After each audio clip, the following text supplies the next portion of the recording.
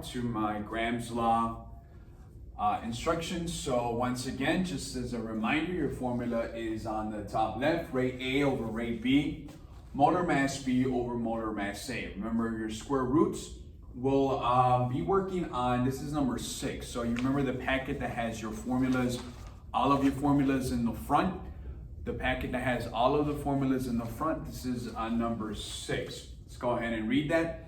It says at a certain temperature, molecules of methane gas, which is CH4, have an average velocity of 0.098 meters per second. So that's my first given gas. So that goes in rate A and molar mass A. So once again, this is methane, which is CH4. We have our first rate, which is 0.098 meters per second. So I'm going to go ahead and place that right here where you would put rate A, 0.098 meters per second. That's in your problem, rate A. Then my molar mass A, which is the gas, CH4, I've calculated over here on the left, CH4, you have 1 of carbon, and your average mass of carbon is 12.01. So once you multiply that by 1, you still get 12.01. Then you have hydrogen, H4, it's part of methane, H4. So you're gonna multiply your 4 times your 0.01, and that gives you 4.04. 4 times 1.01, that gives you 4.04. Get the 4 from the H4. Once again, you should have your periodic table with the masses on it in front of you, so you can follow along. Once you've added both of those, you will get 16.05. You will add both of those, 16.05. That is for my first gas, which is methane. So I'm actually going to go ahead and place that where you would place rate, molar mass A, right here. So you're going to go ahead and put 16.05 right here. That is your molar mass A. Remember that the first gas mentioned is your A. But remember that on the right side, your molar masses are switched. So A goes at the bottom, the rate goes at the top. Rate A goes at the top, molar mass A goes at the bottom. You put grams per mole because that's your unit for molar mass. So we've calculated that from CH4. Then we continue reading. It says, what is the average velocity? So you don't know what the second speed or velocity is for the gas. So that's what you're solving for. Rate B is what you're solving for. So because I don't have anything given to me, I'm just gonna place rate B. Rate B. So it says, what is the average velocity of carbon dioxide molecules at the same temperature? So remember when we said pressure and temperature are not regarded into this particular problem. It's there to kind of just make it a little bit trickier, to kind of throw you off. Don't let it throw you off. The word problem has extra in order for you to have to think a little bit more. So we're disregarding temperature, but we do know it is carbon dioxide. So we're solving for the molar mass of carbon dioxide as well. You can see the bottom left over there, CO2. We did this in the last video. It's the same molar mass. Once again, C is 12.01. You only have one of it, so it's 12.01. Then O2, so you're gonna multiply your 2 by 16 because that's the mass of it. 2 times 16 gives you 32. 12.01 plus 32 gives you 44.01.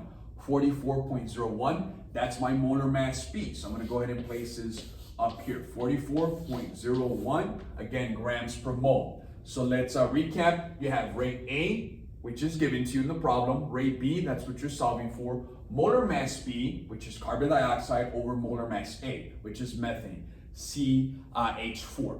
This is how your formula is set up. Everything else from here is pretty smooth. You just got to go ahead and follow the directions. So what you're going to do is you're going to solve for your molar mass side first. You're going to square root 44.01 and square root 44.01. And once you get that, you're going to calculate it at 6.63. 6.63. Square root of 44.01. Remember, these units cancel each other out. You can disregard those. Then again, you're going to square root 16.05.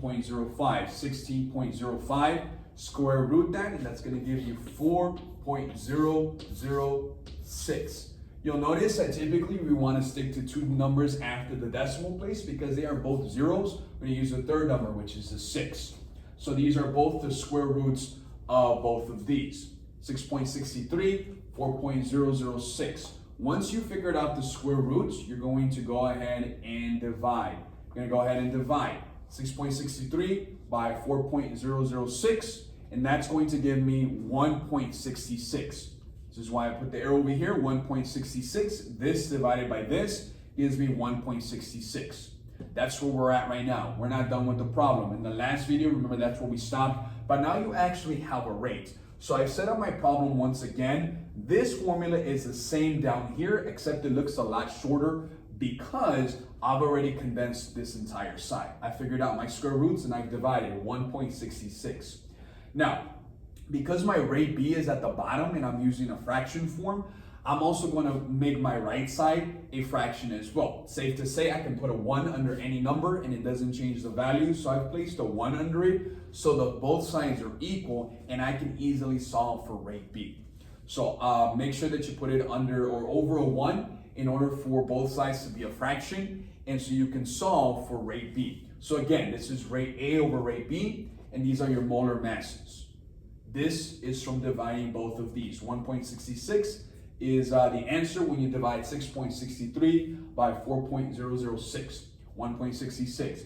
Now what I'm gonna do is, because I need to solve for rate B, and it's in a fraction form, I'm just gonna cross multiply. So 0.098 meters per second times 1 is still 0.098 meters per second, right there. Then I'm going to go ahead and multiply both of these. 1.66 by rate B is 1.66 times rate B. Now I want to solve for rate B, so what I'm going to do is I'm going to divide, because I want to isolate my B. And in order to do so, I need to get rid of this, move it to the other side. If this is being multiplied, in order for me to move it to the other side, I need to divide. So I'm going to divide my 0.098 divide by 1.66. In order, put it right here, 1.66. To cancel that out, what I do to one side, I have to do to the other side. 1.66, you're gonna move it to the other side by dividing. When you divide 0.098 by 1.66, you're going to have 0.059. Remember, this is asking for what is the velocity, so there is a unit that's meters per second, because it's given to you at the top of the problem. You know your unit is meters per second. So once again, the extra step from the last video that you have not learned is a cross multiplication. Once I got my answer for dividing both of these, I placed it on the right side where it still belongs, place it over 1, so both sides are a fraction. I still bring down this over here. You have your rate A over your rate B, 0.098 over rate B. You cross multiply. When you cross multiply, this times this gives you that, that times that gives you this. Divide in order to leave your B by itself, do it to the other side. 0.098 divided by 1.66 gives me 0.059 meters per second. And that is how you do all of the rest of the problems for Graham's law. Again, as a recap, you might see diffusion, effusion, and both of those are interchangeable.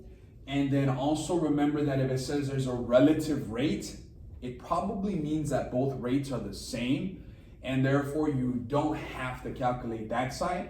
You would only calculate the right side. Remember, rate A over rate B, molar mass B over A. Do not switch those as well. If you look in the same packet, let's see if I can find this one. There is a problem number 7, which is the one right after this. It says find the relative rate of diffusion for the gases CO2 and C2H6.